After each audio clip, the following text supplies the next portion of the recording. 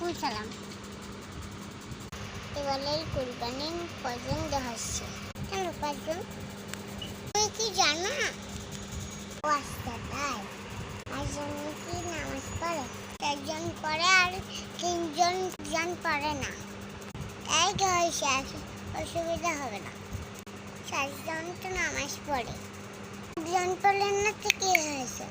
তোমার তো জানো একজনের ভিতরে একজন যদি নামাজ না পড়ে আর কুরবানি হবে না।